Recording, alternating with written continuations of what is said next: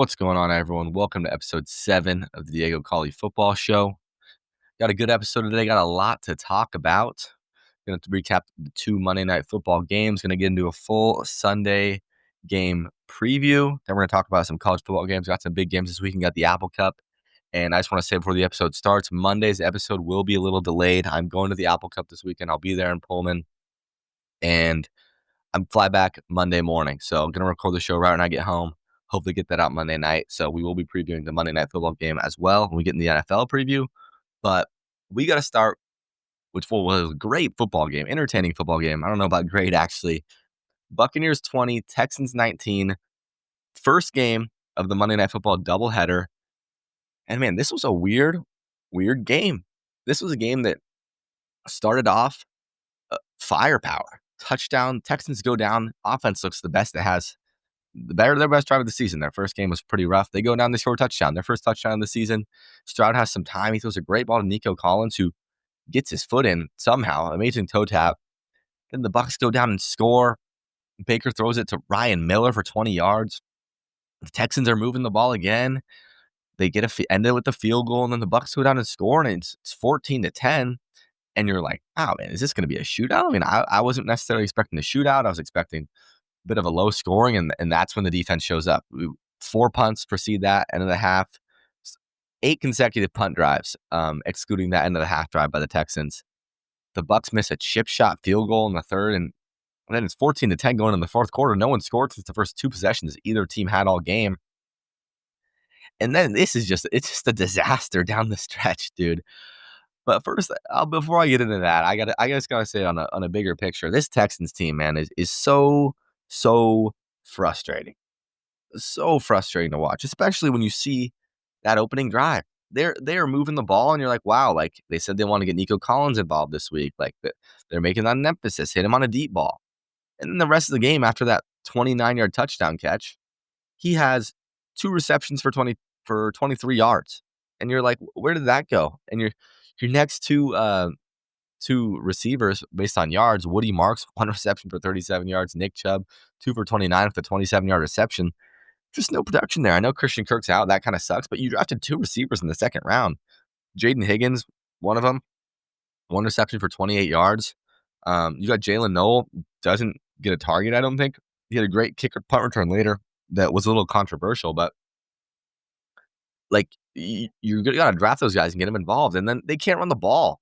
Like they run the ball in totality for 19 carries, 84 yards, and one of those was Nick Chubb's 25-yard run at the end of the game. That, I mean, it looked like they scored, or they looked like they let him score to get the ball back. So let's get in this end of the game sequence. The Texans go down at the start of the fourth. This might have been the most frustrating thing I've ever watched. They're moving the ball finally. They get a drive going. They haven't had any ability to move the ball in 2 quarters of football. They're moving the ball. He throws Jaden Higgins to 28 yards. They get down to first and goal. First and goal on the 8, and he completes a pass to Nico Collins for 7 yards to get to the 1. And I mean, you're like, all right, they're gonna get in. Like, just hand the ball off. You're gonna get in 1 time if you run the ball 3 times.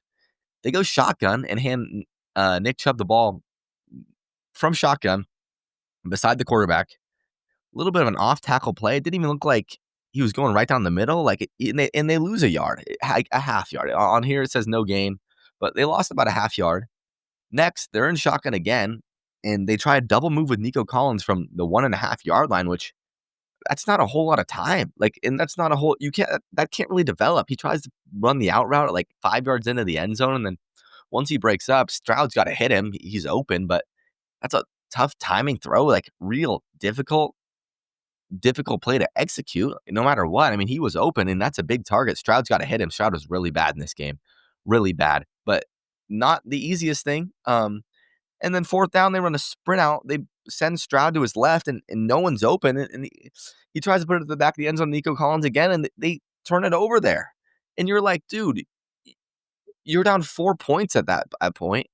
You get to the 1 yard line with 3 downs, and I know you had struggled running the ball, but get under center. I don't think they were under center for 1 play. Just get under center. Have Stroud sneak it. Have a tight end sneak it. That's become more common these days.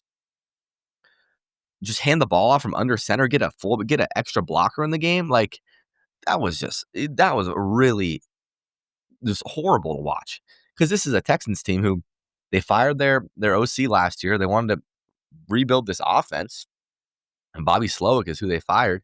And Nick Caley, I believe, is the OC. I thought he had a brutal day. I thought he had an absolutely brutal day. You're telling me you don't have a one good play, one power running play from the 1 yard line to get your team in the end zone? And then their special teams. I got to talk about this Texans defense, man. This Texans defense is so good, which is why it's an absolute travesty that their offense is such a disaster. This defense is so well rounded, and I believe D'Amico Ryans is a fantastic defensive coordinator. I mean, he's not calling the offense, and I think he's a good head coach from what I've seen so far. He's had to struggle to put a good offense out there with all the talent, but I mean, he's hiring new guys. It's not like he's just sitting pat. He knows what he wants to do, and they just haven't been able to execute. But there are so many guys on this defense that are just flying around. Daniil Hunter is still doing it. 90 overall grade on PFF. Azeez Al-Shaair, grade out as a 74. Other guys that just watching the game stood out to me. Derek Stingley Jr. was all over Mike Evans. He was on him like white on rice. Baker was trying to throw Mike Evans the ball. There was one time I believe he caught like a back shoulder ball. Baker tried to throw him a few fades in the end zone, and Stingley was there every time. There was a few times it's a slant ball, he breaks on it, breaks it up. It could almost have pick six, honestly. Like, I thought he played outstanding. I mean, 82 overall grade in coverage, only a 69 overall. His run defense brought that down a little bit, but I mean, he's there to be a lockdown corner, and I thought that's what he did. CJ Gardner-Johnson was making plays out there. Another guy I want to shout out, Kamari Lassiter, I thought looked good. I mean, I don't know in full detail. I saw him making some plays flying around. I think Jalen Petrie is a really, really good young safety. Like, these guys have dudes on defense, man. And they're going to give this offense a chance to win a game almost every time. Very similar to the Seahawks, in my opinion. But on this next drive, the Bucs, they move the ball out of the 1 yard. They're trying to get some space. They're trying to get a long drive, go up 7 maybe, and they get a punt blocked. So you give your team the ball back at the 36, on the Tampa Bay 36. And what do the Texans do? Gain 0 yards. Incomplete pass, 0 yard run, incomplete pass. And Fairbairn makes a 53 yarder, and you're down 1. And then your defense forces another 3 and out. And you're like, all right, we need a field goal to win. And this is when really, really interesting. I don't know the last time I've seen this. The Bucs punt the ball. Jalen Noel receives it. As he catches the ball, there's a little bit of a guy goes flying right past him, and you see a flag flying, and he returns his punt for 53 yards, all the way down to the 25. And you're like, oh, that's coming back. I don't know the last time I saw a block in the back get called back, because no matter what, most block in the backs I don't think are very egregious, but you send the guy in one direction, that's getting called for a block in the back. Just kind of how it works. And they pick up the flag. So the return stands, and on the second play, Nick Chubb doesn't get touched, runs all the way to score. And I think he was told they were told to let him score, because the Texans they're down 1 at this point. If they get 1 first down, they're chewing the clock away. They're going to give the Bucs the ball back with like a minute left. They get another first down, they're going to kneel the ball out and kick the field goal to win it. And this Bucs defense was smothering the run all day. I mean, Nick Chubb, if you look at his box score, 12 carries for 43 yards, and he had that 25-yard run. If you take that off, he ran 11 carries for 19 yards. So I just don't think that in that moment, the Texans' offensive line finally decided to block the run. And then you go to Baker Mayfield. And man, Baker Mayfield, one of the most, I love watching Baker Mayfield. I've always been a Baker Mayfield guy, even when he was with Cleveland. I was a big Baker fan as a kid. And this guy is just fun to watch. He is never going to quit. And this just felt like a prime Baker moment. They pop up the stat. I can't remember exactly what it was. All the fourth quarter touchdown drives he's led, fourth quarter and overtime. This dude's just clutch. And there were a few times this game I thought he was hurt. This guy's putting his body on the line.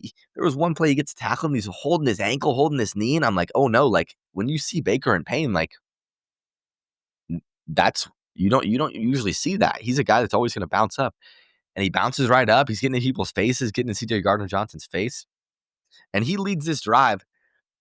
In all honesty, it should have been ended on 4th and 10.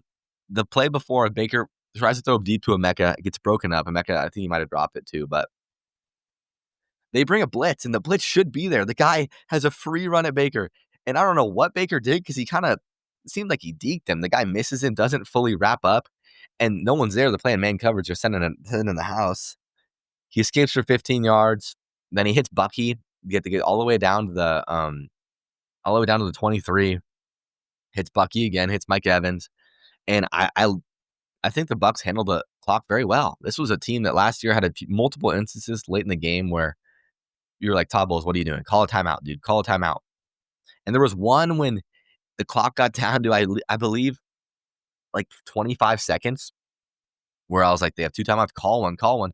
And they snapped it with like their original play had like 35 seconds, and they get up to the ball and they're not spiking it. They're trying to get a play set up. I'm like, this is going to backfire. But Baker completes it to K-Dot, and then I believe he goes out of bounds. Yes, he went out of bounds. It was a little 5-yard out route. And they're on the 2-yard line, and I thought the run was a great call. 9 seconds left. You have 2 timeouts. Especially if you run the ball, it's not going to be a long play. So realistically, even if it gets tackled there on the 1, you can call a timeout with about 6 seconds left. You can run a sneak if you want, and then you can throw it on 4th, whatever you want to do. But I thought it was great. Great end of the game management for Baker Mayfield and the Bucs. It was weird to see that Bucs offense, their pass game, get stopped, because that's kind of the way that team has been motored the last few years with Baker and all these weapons at receiver. But you got to give a shout out to the Texans secondary. They played a great game, I thought, and they gave their team every chance to win. They gave up the game-winning drive, which is unfortunate, but that's not a game that you should lose with the way that defense played the whole middle half of the game. And same thing on the Bucs side. With all the woes that come with the Texans offense, you got to give a shout out to the Bucs defense. This Bucs defense, a lot of guys out there, a lot of new guys. I got to give a shout out to Jacob Parrish. He only played 30 snaps. Nickel corner, I thought he was great. Real surprise in there on a few pressures. I thought I saw a few pass breakups as well. Greg Gaines, D tackle at UW. I thought he played a good game in limited snaps. He flashed me a few times on the watch. Tyke Smith, strong safety. I thought he played a great game, especially in the run support. And this is a good Bucs team, man. This is a team that can make a run in the playoffs, especially if Todd Bowles has figured out how to manage the clock. I saw a tweet, I believe, that he hired like an analyst guy to help him go through situations and help manage the clock better. You love to see. I hate when coaches get stubborn. They're like, everything I'm doing is fine. He's an older guy. You love to see him bring in some youth, help him fix himself in those late game situations. Those are the situations that make or break a playoff game. And on to the nightcap of a game. This was a hard watch, a fun watch for some Seahawks fans, but an ugly, ugly football game for our boys, Pete Carroll and Geno Smith. It was bad. It was really, really bad for Geno Smith. 24 of 43, 180 yards, 3 interceptions. He averaged 4 yards of completion. And this was ugly, man. There's no other way to put it. Everything last week, I believe he threw for around 350 yards last week against the Patriots defense. There was none of that this week. There was no downfield passing. There didn't seem like there was any easy completions. And with that, you do have to give a shout out to the Chargers defense, because there was plays where I'm not sure if there was other windows, but Geno was throwing the ball at people and they were smothered. And if you look at the PFF charts, that reflects that by far. They have 10 guys that graded above a 70, 12 guys that are graded above a 69. That's unheard of. Almost the whole screen is green, what I'm looking at. Dante Jackson was great. 80 grade. Khalil Mack.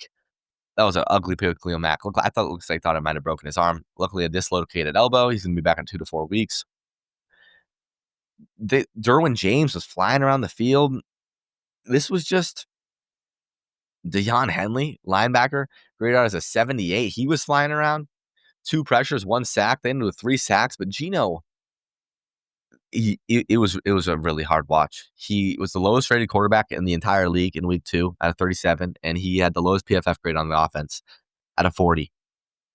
And that's inexcusable. He's brought in there to be a guy. He's a veteran. You can't be throwing 3 interceptions in this division game at home. That just can't happen. They also not great thing for the Raiders was this rushing game is pretty bad. I know that it's probably not all on Ashton Genty, but when you draft a running back at in the top 10 where you drafted him, you need to get more production.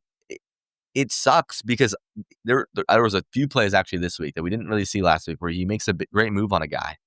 But I don't know if they're not putting him in the best situations. I don't think that line is putting him in great situations, but you need more than 11 carries for 43 yards on the ground and 3 receptions for 1 yard. It was bad. That's bad. When you could use that pick on someone that could impact you, that you don't need other positions to rely on for production. If you're looking at the rest of the offensive grades for the Raiders, the 2 tackles graded out pretty well. Kind of surprisingly, Colton Miller graded out an 81. DJ Glaze graded out at a 71. On the Raiders' defensive side, got to give a shout out to Jamal Adams, actually. Top graded player on the Raiders, 77 overall, 76 in coverage, 76 in tackling. Jeremy Chin had a decent game, but besides that, everyone else is down in the yellows and the reds, which is not good. Max Crosby had 1 total pressure, only had 11 total pressures as a team. And it's just not going to do it against. And you got to give a shot. I got to give a shout out to the Chargers. This is another game where I got to say I'm really impressed with this Chargers receiving core. You look at 2 guys, Quentin Johnson, 3 for 71, Keenan Allen, 5 for 61. This is a receiving core that originally going into the season I thought was pretty weak behind Ladd McConkey.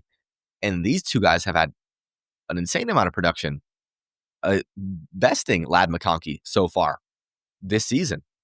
And Ladd's always going to be there. Ladd's always going to be that more of a reliable guy. So the fact that they have a guy like Quentin Johnson who can stretch the field, and Justin Herbert who's throwing the ball arguably better than anyone this year, I would definitely say at 122 quarterback rating, 9 yards per attempt, he was great. He was absolutely great. And that's it. Honestly, that's all I have to say about this game. Pete and Geno got to figure it out. This isn't a rebuild type thing.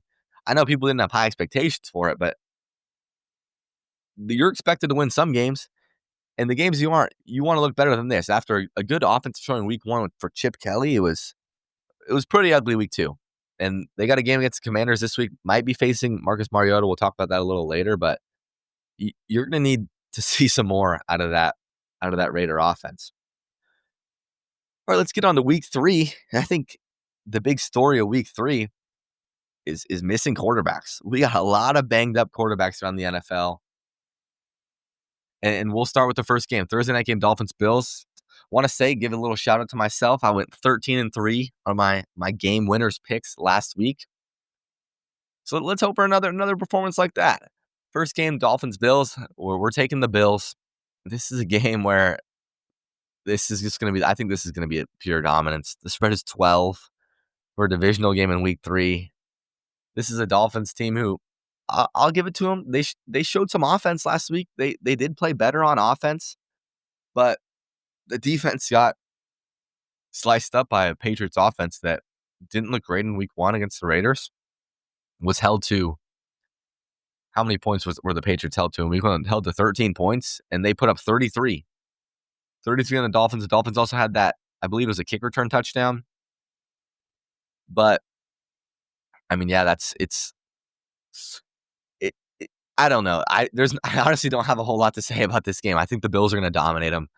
I think this game's going to be over by halftime. I don't see a world where the Dolphins can compete in this game. Even if they do, even if that offense can put up points. I mean, this is the Bills defense that gave up 40 in week 1 of the Ravens, but that's with a guy like Lamar Jackson. That's with a good rushing attack like Derrick Henry. Derrick Henry and Lamar on their legs were the main reason for them getting out to that big lead. And I don't see that happening. The Dolphins have had a big inability to run the football, and Tua is not dynamic on his feet. On the season, these guys, I mean, A-Chain last week is 11 for 30. Ollie Gordon, 1 for 8. A-Chain gets involved more in the receiving game, but you got to be able to run the football at some point, Daniel. That's all I got to say about this game. I think the Bills win this pretty easily. On to the Seahawks Saints. this is a little bit of a breath of fresh air for the Seahawks after two highly emotional games to start the season. No game in the NFL is a given or a rollover, but this is a game where I feel like I want to see the Seahawks get back to basics. In that sense, I mean, this is a game they're expected to win. They're favored by 7 points at home. I want to see us win a game at home. It's been a little bit. We thought it was going to be week one. It wasn't. You got no excuse to lose this game. No excuse. Go win a home game. Put on for the 12th man. The crowd's going to be full of Seahawks fans. Shouldn't be many Saints fans there. And I just want to see us play clean football. I thought the offense took a big step up last week against the Steelers. But from a wider lens, this is a team that has 4 turnovers in 2 weeks. That's averaging 2 per game. And that can't happen. Once we get it later in the season, you can't keep that up. I also said one was a JSN fumble that shouldn't have happened, and then Darnold has that kind of fluky fumble towards the end of the game. And the first pick last week was his fault. Second pick, a little unlucky. Going back and watching the tape on that, it seemed like Oots kind of just whiffed. He was supposed to take out Cam Hayward, and he missed him, and then that's why Hayward has pressure. And if that doesn't happen, Darnold probably hits Arroyo for the first down. Arroyo was open. But I just want to see us play a clean, efficient game on offense. I want to see us establish the run. I want to see a lot more of that play action, which worked wonders last week against the Steelers. I want to see the tight ends get involved again. That was great to see. I want to see both running backs be effective. We've kind of had a ham and an egg in it here in week 1 and 2. Week 1, they weren't super effective on the ground, but it was pretty clear that Zach Charbonnet was the more effective rusher.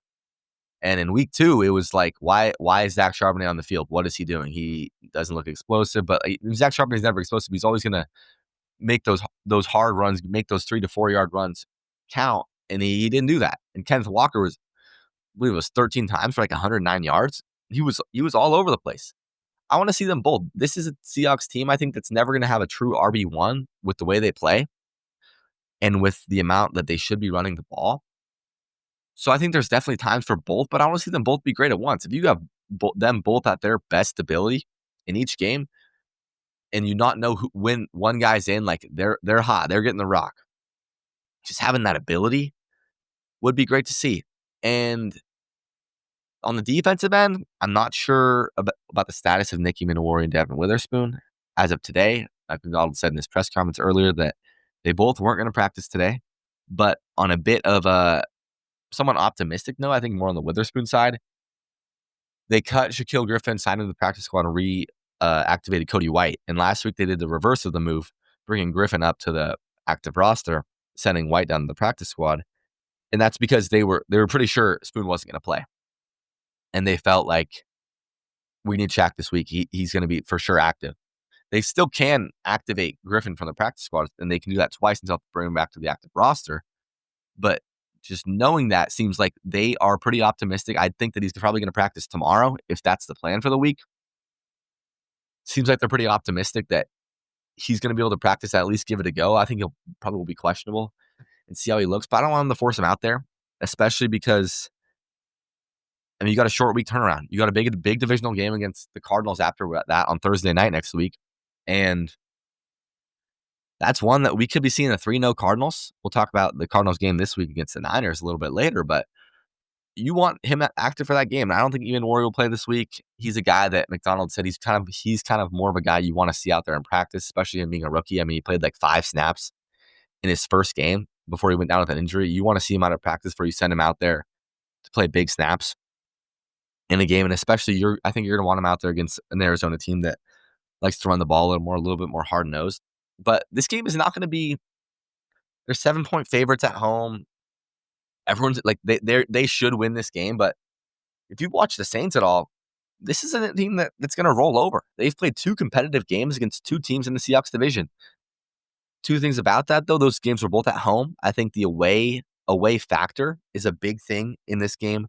If you're a Saints guy, if you can get that crowd into the game early, if you can get after Rattler, if you can get him in his own head, I think that home field advantage factor definitely plays a big part in this game. And on the defensive side, this is a game where you expect dominance, especially if what we've seen from this Seahawks defense in these first 2 weeks, like absolutely smothering 2 offenses that have a lot of talent, have a lot of guys on both the Niners and the Steelers.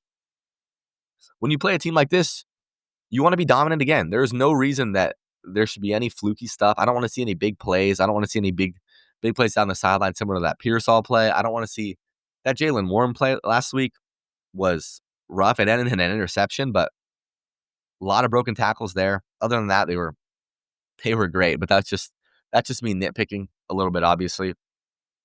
And I want to see our D line get involved a little bit. I want to see some more. I want to see some sacks. This is a D line that's generated a lot of pressures. They had 18 total pressures in the game against the Steelers, and that ended in 4 sacks. And it feels like a lot of times they're there, forcing throwaways. I want to see us wrap him make some sacks. I want to see Boye Mafe get after the quarterback. I want to see DeMarcus Lawrence get in there with a sack. But this is a Saints team that's still dangerous, man. Spencer Rattler has shown that he has the tools. He has the tools to be a solid NFL quarterback. He has the ability, and he's played pretty solid in these 2 games. He's given his team 2 chances to win, and they still got a guy like Alvin Kamara. I see the guy like Alvin Kamara in week 3. He's a guy that will get banged up towards the end of the season, miss some games, but week 3, he's healthy. 100% Alvin Kamara is still a dangerous player in the NFL.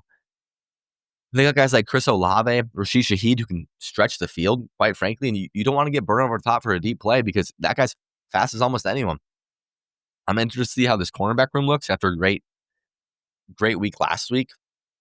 If Josh Joe can keep building, I want to see Woolen keep building. I'm not giving up on Tariq Woolen.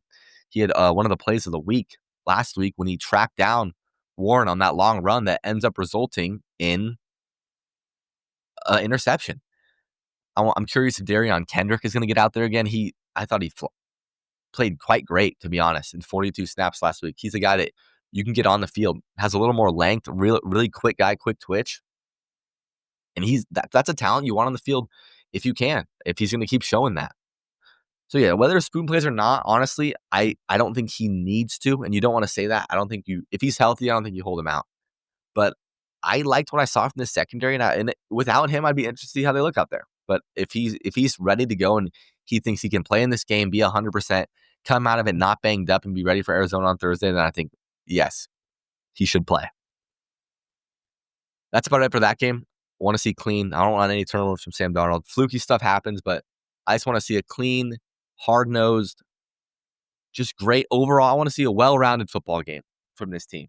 I want them to be able to be in this fourth quarter like, we don't need this drive to go out and take the lead. That shouldn't happen in this game against the Saints. But it's sneaky. It's sneaky. The Saints are sneaky. The Seahawks win this game. We'll go to the Packers and Browns next. This is another one. Not a whole lot here, in my opinion. This is the Browns team that coming off a tough game against the Ravens.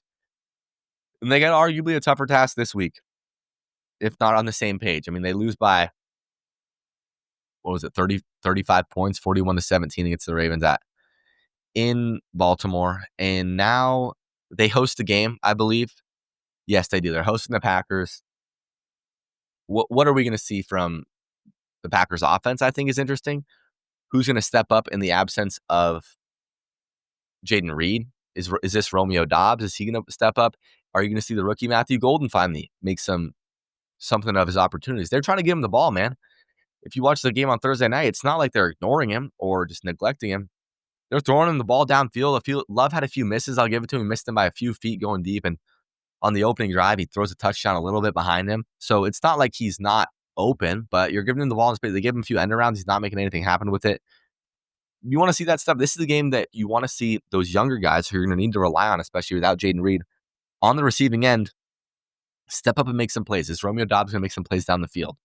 What are we going to see from them? So that's what I'm looking for on that side. On the Cleveland offensive side, how's Quinshon Judkins going to look? I thought he looked really good in his first NFL game last week, quite frankly. I thought he did. Is he going to really be the RB1 in Cleveland right away? I think he probably should. There's no reason, I don't think, to play Jerome Ford. Is Harold Fanning going to continue to get involved in this offense? And if this is a blowout, what's Dylan Gabriel going to do? Is he going to come in? It's probably going to be him still. Is this going to be a game we get Gabriel for a quarter? He only played 7 snaps last week. Joe Flacco was the worst graded PFF on offense at 41. Isaiah Bond played 28 snaps last week. Didn't really get involved. 49 grade on PFF. But this is a game the Ravens should dominate. This is another game similar to last week the Packers, my bad. This is another game similar to last week for the opponent of the Browns that it should be a dominating win, especially with what we've seen from the Packers. There's nothing we've seen from the Packers that doesn't make me think like, oh, this could threaten them a little bit. I think they're going to rely on Josh Jacobs. They're going to take care of the ball. That defense is going to be all over Flacco. I mean, Flacco, I feel bad this week. Micah Parsons is going to be all over him. He doesn't quite have the mobility that Jaden Daniels had to evade all those pressures from Parsons last week. So I think he's going to take a beating this week, unfortunately to him. So the Packers take this one, I think, rather dominantly. Up next, we got the Indianapolis Colts at the Tennessee Titans. Now, this is a game I think the Colts could be due for some regression here.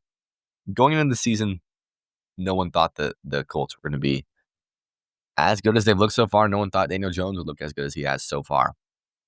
But I think he's due to regress at some point. I think there's a game where I don't see him throwing for 300 yards maybe, or if it does continue, obviously the Colts are a real threat. But I think that eventually he will come back at least down to average. I don't know if he'll necessarily go back down to being bad because maybe Shane Steichen fixed him. But I could see him struggling a little bit in this game. And I could also see a little bit of a Cam Ward coming out party in this game. And I think that'd be something fun to see. But if the Colts can run the ball effectively, like they did last week, they should be able to control their way to a victory in this game, especially with that smothering defense, man. That defense it's been pretty good. I mean, last week, they forced a turnover on Bo Nix. In the secondary, they play well. I guess in the run, they didn't defend as well, J.K. Dobbins last week. But I could see it coming back down to earth a little bit. I could see a closer game towards the end. The Titans have been in some close games. They have performed to keep themselves in games, and it hasn't really been pretty, especially on the offensive end. And the final scores haven't been pretty. But they scrapped around with the Broncos and the Rams last week in that first half. They still got guys like Jeffrey Simmons, Jihad Ward out there performing. Xavier Woods, really good PFF last week, 85 overall, that strong safety.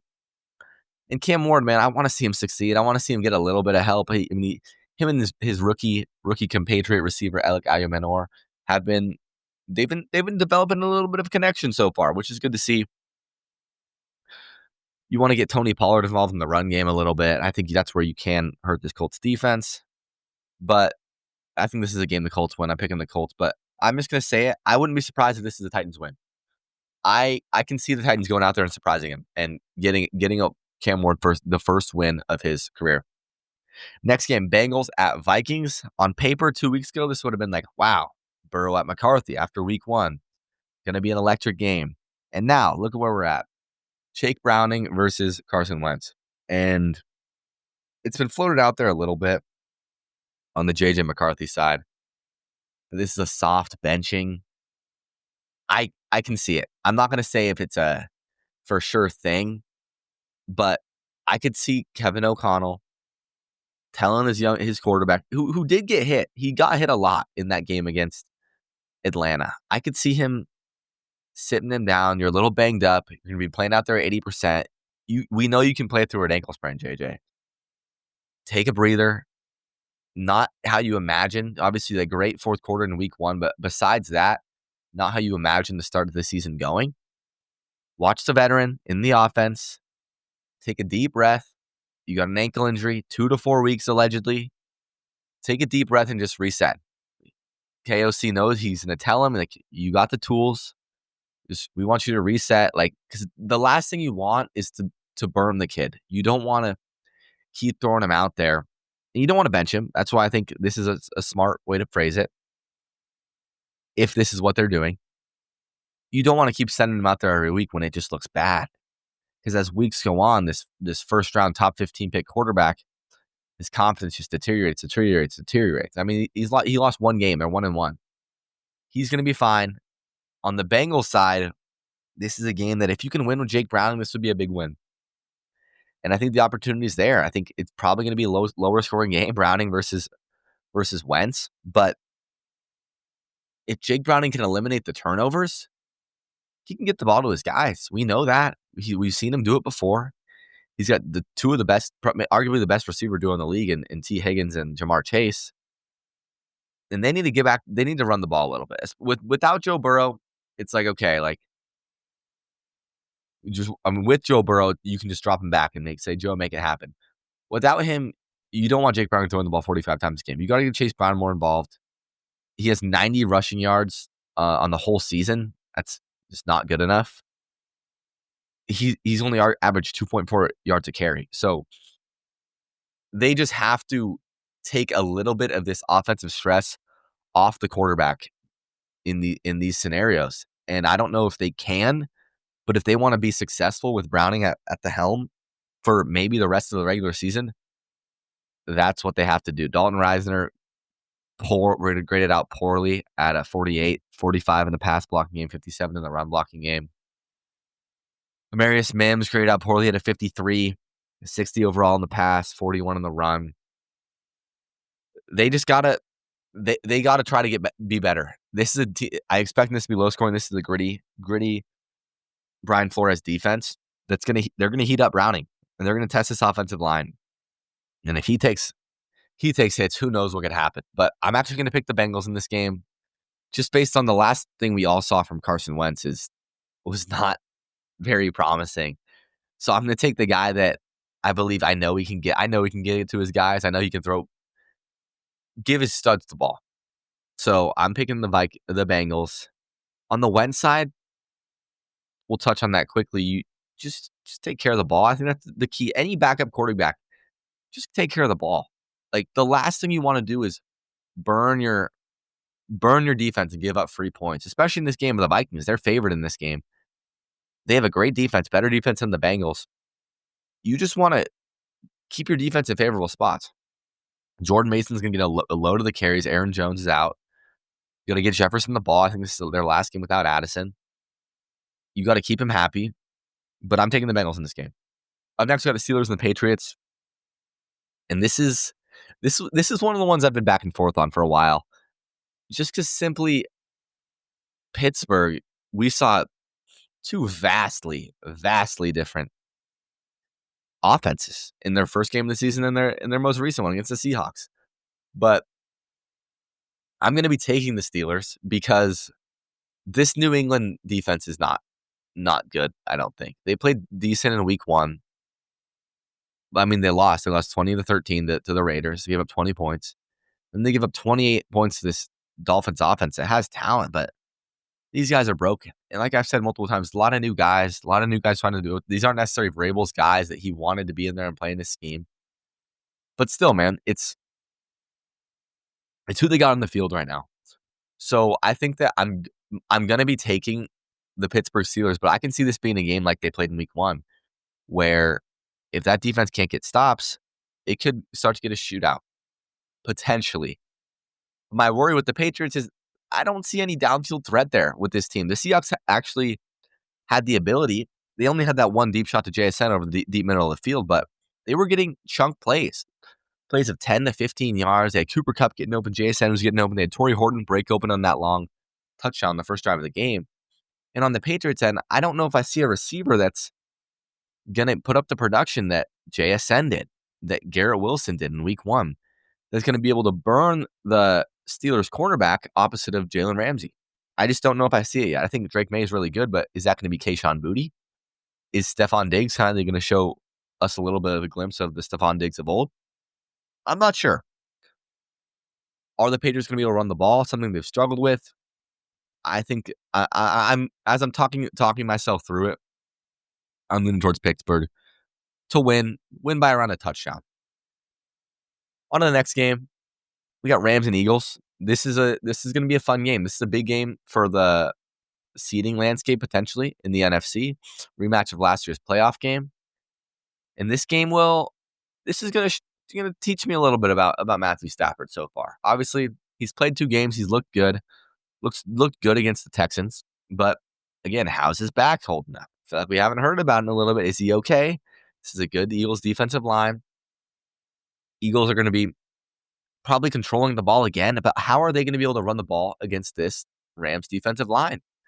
This Rams defensive line that has held the Texans to 9 points and the Titans to 19 points against this Rams defense that has been very stout so far this year. This is a really good defense. I would say probably the best defense the Eagles have played so far. Much better than the Cowboys defense. I'd say on paper, definitely a better defense than the Chiefs. So I'm interested to see how this game plays out. I can see a low-scoring defensive battle, but I'm not sure if the Eagles can guard Devontae Adams and Puka Nacua. In that game one against the Cowboys, CeeDee Lamb was open a lot. He was definitely open a lot. Pickens had a few plays. And then last week against the Chiefs, there's no real defense receiver threat in Kansas City. So how are they going to be able to guard two elite receivers in Devontae and Puka, rated at an 81 and 82 respectively themselves, with a good quarterback that's going to hit them when they're open? They're going to get both these guys involved. Sean McVay is not a guy that's going to get pushed away from his game plan. These guys are going to touch the ball. How are they going to be able to stop it? That's my question. And on the Eagles side, what is this passing offense going to look like? They tried to get A.J. Brown a little bit more involved last week. But I mean, if you look at, it was 5 receptions for 27 yards on 8 targets. Devontae was 4 for 53, 6 targets. He had a long 25-yarder that carries most of the weight in that stat line.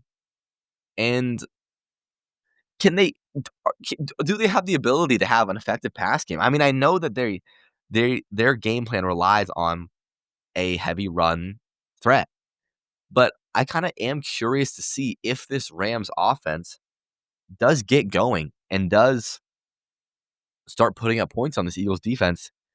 Can they hang? Can they put up points in bunches by pushing the ball down the field, especially if this D-line is able to stop the run and stop Saquon Barkley? So that's what I'm kind of hoping that we see the Rams put up a little bit of points here, because I want to see how that Eagles offense responds when they're forced to push the ball down the field. I'm going to pick the Eagles in this game because I think that I'm not sure that can quite happen, but this is a game I've been going back and forth on. I think the home field advantage factor is huge. And quite frankly, that's a majority of the reason why I'm going to be picking the Eagles. I'm curious to see if they do run the tush push and if there is anything from the refs, if they call a false start, if they make sure that during the game on Monday night, they force the Chargers line in the back up a little bit. Is that going to happen with the Eagles? Interested to see if anything happens like that. Up next, we have the Jets versus the Bucks. Bucks at home, first home game of the year off that big Monday Night Football win. Bucks wearing their fancy 50th anniversary, clean creamsicle jerseys, and they're facing Tyrod Taylor. I think it's going to be a mauling, if we're being honest here. But when you saw how Justin Fields looked with that Jets offense last week, it can't look much worse than it did that whole game while he was in. He ended with a 30 PFF grade, 28.9 passing grade.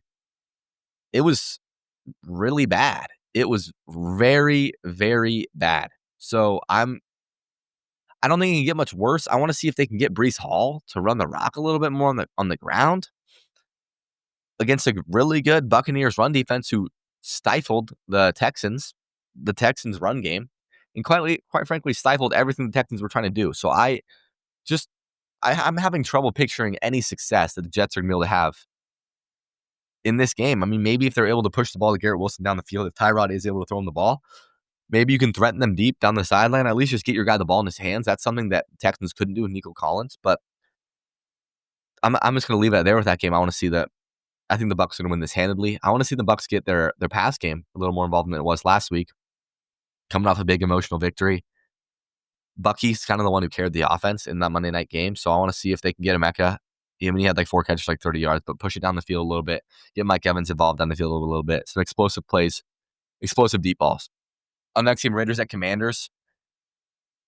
Raiders versus potentially Marcus Mariota. Potentially a little bit of a blessing for Pete Carroll to not have to face Jaden Daniels.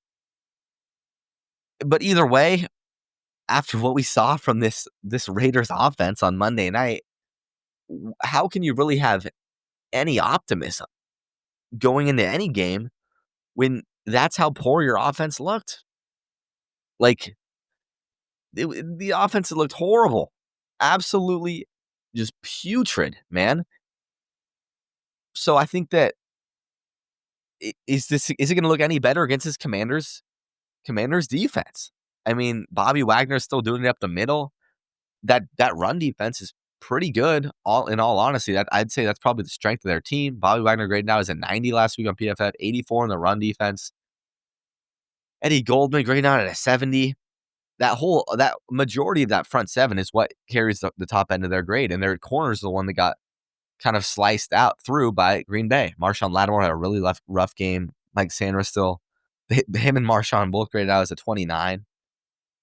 But if you're playing this Raiders team, I mean, it's not like they have crazy threats to threaten you deep. Jacoby Myers, I think, is a good quarterback and a really good receiver in the league. But I don't know if I see him pushing the ball down the field, getting space, getting separation. And on the Commanders side, if they can, this will be interesting. I think Marcus Mariota is one of the better backups in the league, though. In all honesty, I think he has the ability to. He's going to get Terry the ball still. He's going to get Ertz the ball, and I'm excited to see Bill. I'm very excited to see Bill in his first RB1 workload type game. How many carries he's going to get? Are they going to be able to run the ball? To be fair to the Raiders defense, the one thing they did do well is the Chargers didn't really have success running the ball. Omarion was a no-show. Najee Harris had a little success, but the Chargers really had nothing on the ground. A majority of their success was coming through Herbert through the air, which Mariota's not going to give you what Herbert gave you if you're facing the Raiders defense, but it should be interesting. I'm picking the Commanders, whether Jaden plays or not, just because I can't get over what I saw from Geno Smith last week. I can't get that out of my head when trying to think of if I'm going to pick the Raiders to win a football game or not. Up next, we have the Falcons and the Panthers. Two ugly-looking offenses last week, quite frankly. Very ugly-looking offenses. But the Falcons found a way to get a victory, and the Panthers didn't. The Panthers had every opportunity at the end of that game to get it. They were gifted opportunities. And on the Falcons side, let's get this pass offense involved a little more. Week 1, it looked explosive. It looked electric. In week 2, it did not look many of those things. I don't think Penix had a throw past 20 yards down the field. Let me see if I can pull that up. It was weird. Flores was getting after him, so I think he was trying to avoid not take a few sacks. He did take a few, but it was a team that has all the weapons to go deep. Darnell Mooney was back. Drake London can stretch the field. Ray McLeod has some. He can put on the Jets, and in all of Drake London, he didn't do anything. 3 receptions, 49 yards, had a fumble. But Bijan Robinson was the story of that game. 22 carries for 143 yards. Can the Panthers stop the run? I'm not sure. But if I'm the Falcons, a heavy emphasis going into this game is I want to get Michael Penix comfortable throwing the ball down the field again. Because, I mean, he was trying to play it smart last week. I don't think he was trying to be cautious, but he felt that pressure a little bit. I want to protect him a little more, and I want to at least take some shots. Give me a shot. If it doesn't work, it doesn't work, but give me a shot.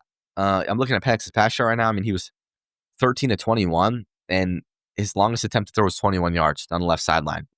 He had an 18-yard attempt left sideline as well, and a 17-yard attempt up the right sideline. But a majority of his completions were under 10 yards. And they didn't move the ball well. I mean, a lot of field goals. I really want to see them be better in the red zone, and that's another thing. Like, when they're in the red zone, I'm going to be looking at this game very attentively because it's got to be better. If you're playing a good game against a good team, your red zone production has to be so much better. Your execution has to be so much better. Their red zone execution last week was awful and unacceptable. So I hope that they make some things easier for themselves. It seems like they don't really know what their identity wants to be. If they want to be a power rushing team, if they want to have it on Penix's arm. I don't love their route concepts. I don't really have anything from them in the red zone so far. But I think the Falcons win this game. And it's because, let's talk about the Panthers offense. Bryce Young. He's just, I don't see it. I don't see anything in Bryce Young right now. And with the way that Jeff Ulbrich was able to dial up the pressure on J.J. McCarthy last week, I could see a very similar outcome. if he's able to get pressure on Bryce and he make him uncomfortable, Bryce is going to have to escape the pocket with guys that don't really force much separation. Ted McMillan has been very good. He's been a huge bright spot, but other than that, Xavier Legette has been awful. Graded out as a 47 last week. Hunter Renfrow has been fine, but he's not a guy that's going to give you separation down the field. They haven't really been able to run the ball with Chuba Hubbard. So I'm looking at this game like I think the Falcons defense should dominate again. They should get after Bryce Young. And this is a Falcons victory. Up next, we got the Texans at the Jags, and this is a must-win game for the Texans. This is absolutely a must-win game for the Houston Texans. If you put yourself in an 0-3 hole, losing a division game to the Jacksonville Jaguars, that's a tough place to start, man. That is a real tough place to start. And I just need to see something on offense. They had two touchdown drives, technically. One real drive. One was with Nick Chubb. He scores on a 25-yard run at the end of the game. We already touched on that game. But this is a team that's won the division 2 years in a row. And I started off 0-2 against two good teams. I'll give them that. But because of their defense. Their defense is so good. And I expect them to really make Trevor Lawrence uncomfortable. He missed some throws last week that could have won them that game against Cincinnati. And I got to talk about Brian Thomas, man. What we have seen from Brian Thomas so far has been bad. He's arguably the reason that they lost that game against Cincinnati. Drops a key pass on 4th down. Would have got the first down. He seems to be a bit scared of contact. Trevor Lawrence is throwing him into some tough situations, but as a receiver, if you're running across the field and you see the ball coming at you and you're not going up to get the ball, that's just not a good thing you want to see because that's just your natural instinct. If that's your natural instinct, how are you supposed to be trusted to be targeted over the middle again? Even if there's no one there, you can't see it. You don't know what's coming after you. So anytime he's going to be targeted over the middle, if he's still feeling this way, he's going to think he's about to get lit up. And that's just not, this guy was supposed to be an alpha dog X receiver, and that's not what we've seen so far. Travis Hunter last week played 43 snaps on defense, graded out really well as a 71 on defense, but on offense, not quite as promising for him. He graded out as a 52, second lowest on offense, played 42 snaps, played around the same amount of snaps on offense and defense. But I'm calling this a must-win for the Houston Texans, and I'm going to be picking them to do it just because I believe in D'Amico Ryans, and I'm not saying it's going to be pretty, but I believe in this defense to shut down the Jaguars, maybe force a few turnovers, make it easy on their offense. And this is the Jaguars team that they did force 3 turnovers on Jake Browning last week, but he was moving the ball down the field when he wasn't turning the ball over. So I think this is a game that the offense could get a little more comfortable. You got to get the ball to Nico Collins. You have to get the ball to Nico Collins. A stud receiver should not be able to be taken out of the game plan by anything, by anyone. If you are an alpha receiver, it should not happen. So that's going to be something I'm watching for. Can they just get him involved? I don't care how bad the offense looks. Give him the ball and let him work. Give him easy completion. Throw him a 5-yard hitch. Maybe he breaks it. Throw him a slant. Maybe he breaks a tackle from a safety. Get him involved, and I think the Texans win this game. Up next, we got the Broncos and Chargers. This is a Chargers team that's looked like one of the best teams in football, quite frankly. I can't even sugarcoat it. It has. And they're 2.5-point favorites at home versus Denver. And I think this is a get-back spot for the Broncos. We talked about the Broncos crushing defeat last week. I think this defense wakes up a little bit. Give up 28 points to the Colts. Give up some explosive runs. Jonathan Taylor was in space multiple times for huge plays. I think they know that that's not the standard for them. That's regarded as one of the best defenses in the league. And this is a Chargers team that showed a bit of an ineffectiveness to run the ball. So if you can stop this run game of Amarion Hampton and Najee Harris, which hasn't had much success at all this year, then you can trust Surtain, you can trust your DBs to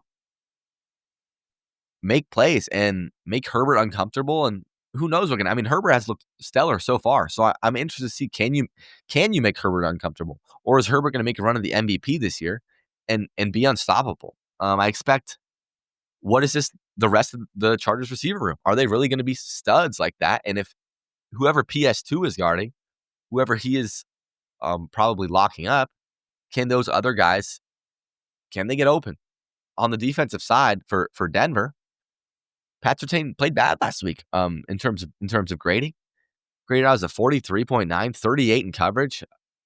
He graded out very well in the run defense, 70 in that, but he was targeted 9 times, it says, for 7 receptions and 63 yards. That's unacceptable for a guy like him, and I expect him to bounce back. Riley Moss is picked on too, targeted 8 times for 6 receptions and 90 yards. I expect those two guys to be Riley Moss be a solid corner, Pat Surtain to be a lockdown corner. Talanoa Hufanga played good, graded out as a 70. Nick Bonito needs to be better, grades out as a 52. Not great in tackling and not great in run defense. It's not good enough. He did have 5 total pressures, I'll give him that, but 2 quarterback hits. Finished out with a sack. This is a defense that only had 1 sack last week. If you have 23 pressures, you got to get out of there with more than 1 sack. They got to sack Herbert. They got to get after him. And they got to cover those other receivers. And on the offensive end, Bo Nix can't be Bo Picks. He can't. He is graded out as a 48 last week, which is the worst on his offense. And this team has talent around them. Okay, J.K. Dobbins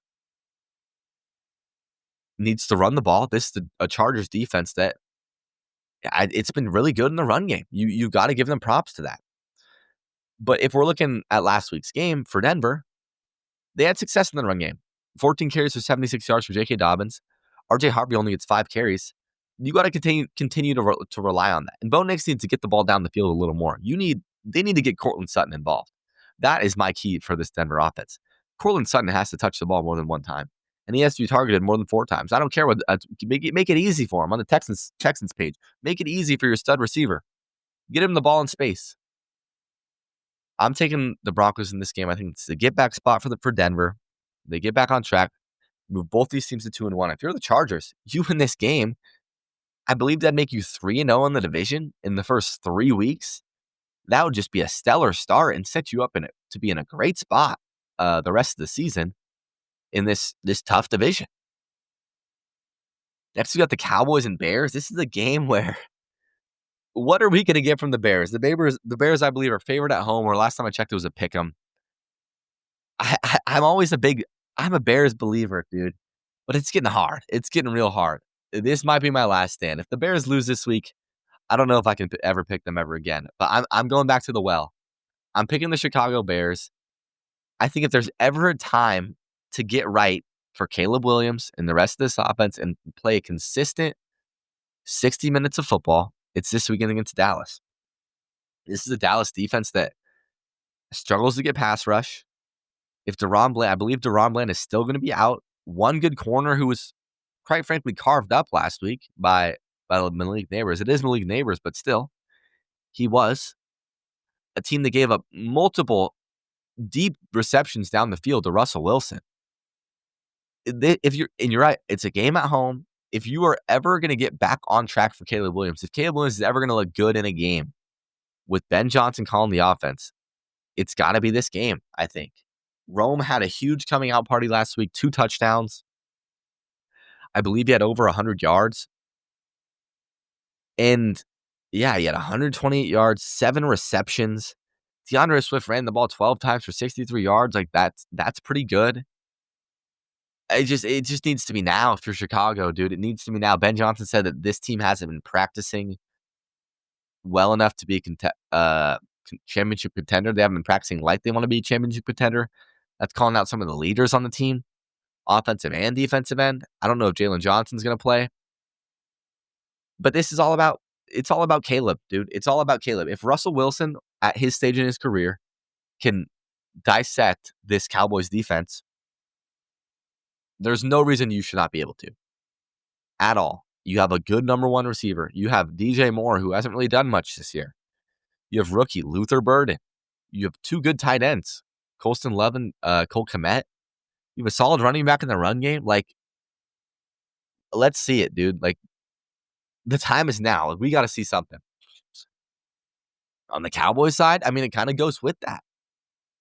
If you're a Cowboys fan, you want to see your defense that has looked pretty bad for the majority of the year make a second-year quarterback, but a second-year quarterback who has struggled almost his whole career, struggle again. You don't want to make it easy for him.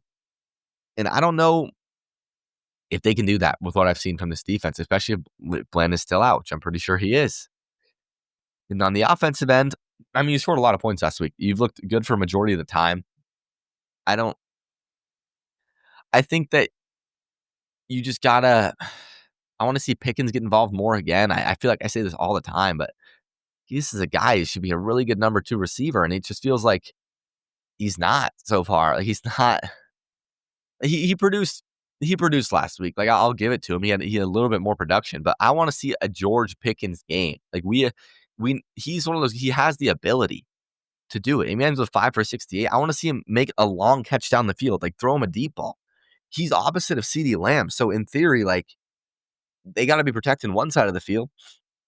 I want to see that gives guys a chance on the field. I want to see if Javonte Williams continues his.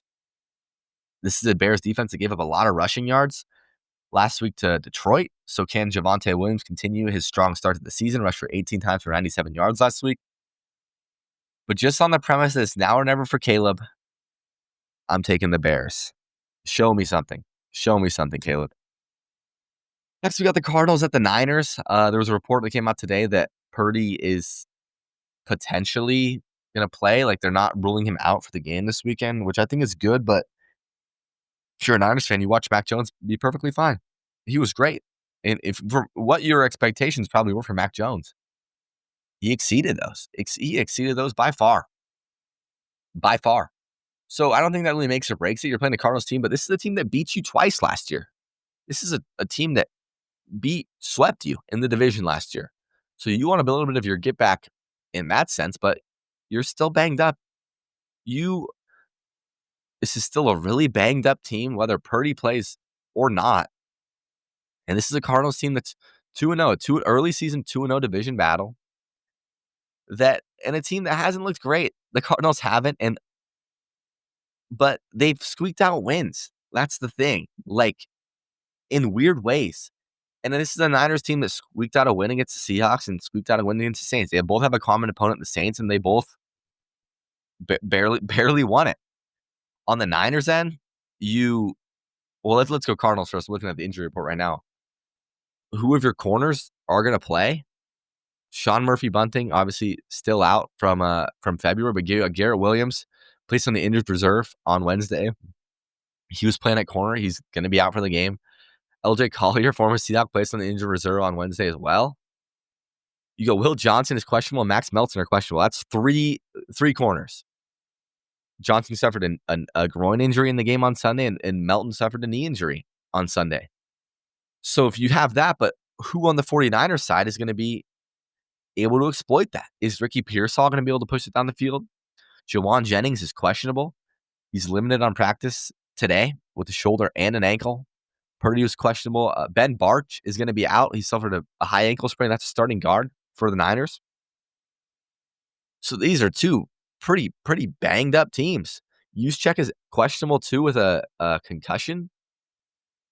Spencer Burford, offensive tackle, suffered a knee injury in the game on Sunday too. Like this is who is going to be on this field on Sunday from both sides. There's going to be guys out there like, why is this guy playing a week 3 game for my team? It's week 3. So I'm interested to see what happens, but I'm going on the status that Mac Jones is going to start because I don't know if Purdy's going to be ready yet. And I'm going to pick the Cardinals in this game. I'm going to pick them because I feel like I can rely more on their offense. I think I trust Kyler to get it to Marvin. I trust Kyler not to turn the ball over in situations, and I trust him to get it to McBride and just the healthier overall offense to win this game for Arizona. I'm taking the Cardinals. On to the Sunday night game, Chiefs at Giants. And what kind of Russell Wilson are we going to get? What kind of Russell Wilson are we going to get? Was this a one-game fluke? Can he keep it going a little bit? How long is he going to extend his leash on that he has on over Jackson Dart right now to be the starting quarterback? Chiefs are favored at 6.5 on the road, and I'm gonna be honest. I think this is a thumping. I think that the Chiefs are angry. They are 0-2, kind of in the similar boat to the Texans. 0-2 and lost 2 games to 2 good teams. Obviously, the Chiefs lose to the Chargers, who look like one of the best teams in the league right now. and lose to the defending champs, the Eagles, in a game that they probably should have won if Travis Kelce catches a touchdown. I think that Spagnuolo is going to get after Russ. I think they're going to protect the big plays. I trust McDuffie to cover over the top on Neighbors. They're not going to give up 4 moon balls like the Cowboys did. And I think they're angry. They're going to take that out on New York this week. I don't know if Worthy's playing. Let me check that out right now, actually. I'm going to assume not. He's questionable with a shoulder injury still. And that's just going to be like, how comfortable does he feel? Like, it's in a sling. I think he's practicing to some ability. How comfortable does he feel running routes, putting it up, like getting hit with it? It's going to be up to him. I feel like it's more of a feel thing. Josh Simmons is questionable with an illness. You got to hope he's going to play. If it's an illness, you think he probably will be able to go. But yeah, I'm going to keep it pretty short on this game. I think the Chiefs are going to win this. They've played 2 good teams, playing an inferior Giants team that's also 0-2, but they know that they got to get a win, and they don't want to make this come down to the wire to give themselves a potential to be worried and going 0-3. I'm talking about the Monday Night Football game now. As I said, I'm posting the episode late Monday, so I'm just going to get this preview out there now. Lions at Ravens. This is going to be a great game. Really, really excited for this Monday Night Football game, because this is a game where this could be explosive. I think this is going to be explosive. I think this is going to be 2 explosive rushing attacks with Derrick Henry. The Ravens are going to give Derrick Henry the ball more this week. They know that they only gave him the ball like 6 times last week, I believe, for some weird reason. And this Lions offense back on track? Is the Jahmyr Gibbs, David Montgomery duo back on track? Are they back to the Lions we saw last year? Jared Goff getting the ball to his guys. We got Jameson Williams making deep receptions like he does. Amon-Ra catching the ball 10 times a game. Like, that was a prime Lions win. And the Ravens thumped the Browns last week. So I think this is going to be a very entertaining game, very back and forth. I think I'm going to take the Lions. I think I trust them more in late game situations than I do the Ravens. And if it comes down to it, they need to stop or they need to play to score. I trust Dan Campbell to make the decision rather than John Harbaugh. So I'm going to take the Lions. That's going to wrap up the NFL portion of the preview. We'll talk some college to end the episode, and then that's going to be it. To wrap up the show, we're going to talk about some college football. A little sneaky, underrated week, in my opinion. No huge matchups that jump off the screen to you, but some fun matchups. I mean, just looking at it, Texas Tech, Utah, 9 a.m. in Utah. Devin Dampier is really, really good. And this Texas Tech team, most expensive roster in football, I think that's going to be a great matchup right there. I don't know why it's not game day. College game day is Florida at Miami. Florida, I don't know if anyone wants to watch Florida. Probably the most least inspiring team in the whole country. It's only a 7.5 point spread. Like, I don't know. I'll talk about it in a little bit. We got South Carolina at Missouri. Is Lenoris going to play? It looked like he practiced today. I think he is. Spread's 10 right now. I expect that to go down to around 7 if Sellers plays. Michigan State at USC is a fun one, 8 p.m. at night. I will be at the Apple Cup. Going to talk about that game in a second. Really excited for that. Number 9, Illinois, who's kind of just flying under everyone's radar. It feels like no one talks about Illinois that much, just in general, in a national sense. Going to Indiana, and Indiana's 5-point favorites at home. But I think Illinois is, again, kind of like they were dogs. I mean, they were barely favored on the road against Duke, but I think this is a team just getting underrated by people. Auburn versus Oklahoma. Jackson Arnold revenge game. Is Mateer going to continue his Heisman success? Michigan at Nebraska. Rayola versus Underwood. That'll be fun. I'll just talk about a few of these games. I'll talk about the Apple Cup at the end. Don't got a whole lot on most of these, though. It'll be interesting how they play out. It's still early in the season, so it's kind of hard to gauge some of these teams that we haven't seen play good teams, like this Utah team. I'm excited to watch this Utah game. It's at 9 a.m., so we'll be on in the morning.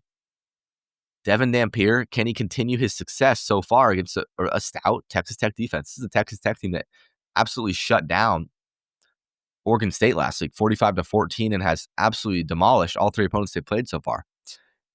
And this starts them on the road of some tough Big 12 games. So how will this stacked roster play against these good teams, good defenses? On the Utah side, is Evan Dampier going to continue being electric? If this is a Utah team that sneaks into the playoff, this is a dark horse Heisman contender we're talking about. This guy's doing it on his legs, with his feet. So he's thrown for 628 yards so far this season, 7 touchdowns, 198 rushing yards. How is that going to continue? I think Utah wins that game just based on the quarterback factor. I mean, this is an electric quarterback. Big game at home. Big noon kickoff's going to be there, I believe. That'll be fun. Auburn, Oklahoma. I haven't watched Auburn since that week 1 game against Baylor. They beat South Alabama by only 16 last week. Ball State by 39. How's Jackson Arnold going to look? A little bit of a chip on his shoulder going into Norman. They pushed him out of there. Can Mateer continue his success, his Heisman potential season so far? I think so. I think they roll Auburn. Just watching that Baylor game, they score, but it wasn't pretty to me. And I think Oklahoma can shut down that Arnold run game. If you make him throw the ball, you can force turnovers. Michigan, Nebraska, another fun game. Rayola at home, Nebraska at home. 2.5-point dogs to Michigan. Is Michigan going to let Underwood pass the ball? Are they going to let him throw the ball, take the child lock off, let your freshman quarterback that you paid $10 million for throw the ball? Another big road game. Last time in Oklahoma, they protected him a little bit. This isn't an easy game. Is Dylan Raiola going to be able to be impressive enough on offense? Again, I only watched week 1 against Cincinnati. They played Akron and Houston Christian since. In that Cincinnati game, it is week 1, but it wasn't pretty. It was not pretty. He struggled. So is this a game where he can put on a statement performance at home against a ranked team? Win this game and you're ranked if you're Nebraska, in my opinion. Next game we'll talk about, game day. Florida at Miami. I'm going to be at the Husky game at this point, so we're going to be keeping up, but I just think Miami's going to beat this team by a lot. I think that Florida's dead. I think Napier's dead. I mean, if you're a Florida fan, you want to see Lagway look better. You don't want to see 5 interceptions, but this is a really good Miami defense. So I'm not quite sure if it's not going to be an easy task. This is probably an equal to or maybe even harder task than LSU last week. I think Miami rolls them, quite frankly. Illinois, Indiana. It's going to be a game I'm going to be keeping track with. Interested to see how this plays out. I think Illinois wins this game. Quite honestly, I think Illinois is a better team than Indiana. I think they're getting underrated going in this game. Indiana's played 3 bad teams. Pretty weak non-conference schedule. Struggled against Old Dominion in week 1. Signetti's going to have his guys up and ready for this big home game, but I like Luke Altmaier. I like Illinois. I just think that I don't know. I think just based on pure feel, like I haven't watched a whole lot of Illinois this year. I watched that Duke game and they look pretty dominant. They forced big timely turnovers. That offense looked good. Give me Illinois in this one. Another sneaky game, late night game, Michigan State at USC. Michigan State is a team that they got some dudes on offense, man. Nick Marsh at receiver, Mekhi Frazier at running back number 5. Aiden Childs has got all the tools. This dude's got a cannon. And USC, I haven't seen a whole lot from USC this year.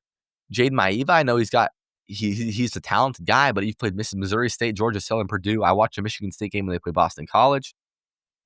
I think the spread's a little bit disrespectful. A 15-point spread, I get it is on the road, but it's not a crazy home environment in the Coliseum.